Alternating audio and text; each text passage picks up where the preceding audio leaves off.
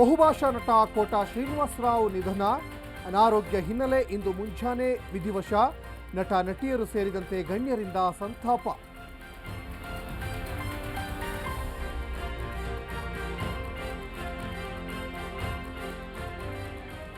ನೋಡ್ತಾ ಇದ್ದಂತೆ ಹೊತ್ತಿ ಉರಿದ ಗೂಡ್ಸ್ ಟ್ರೈನ್. ಚೆನ್ನೈನಿಂದ ತೈಲ ಸಾಗಿಸ್ತಾ ಇದ್ದ ರೈಲು ಧಗ ಧಗ. ತಿರುವಳ್ಳೂರು ಬಳಿ ಘಟನೆ, ಬೆಂಕಿ ನಂದಿಸಲು ಹರಸಾಹಸ.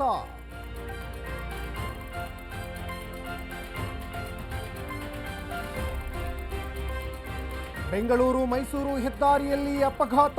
ತಡೆಗೋಡೆಗೆ ಕಾರು ಡಿಕ್ಕಿಯಾಗಿ ಸ್ಥಳದಲ್ಲೇ 3 ಸಾವು. ಓರ್ವನ ಸ್ಥಿತಿ ಗಂಭೀರ, ಖಾಸಗಿ ಆಸ್ಪತ್ರೆಯಲ್ಲಿ ಚಿಕಿತ್ಸೆ.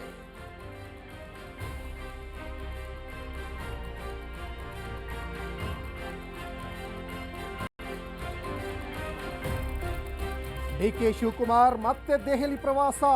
ಹೈಕಮಾಂಡ್ ಭೇಟಿಗೆ ಬಂದಿಲ್ಲ ಎಂದ ಡಿಸಿಎಂ. ಕುತೂಹಲ ಕೆರಳಿಸಿದ ಟ್ರಬಲ್ ಶೂಟರ್ ನಡೆ.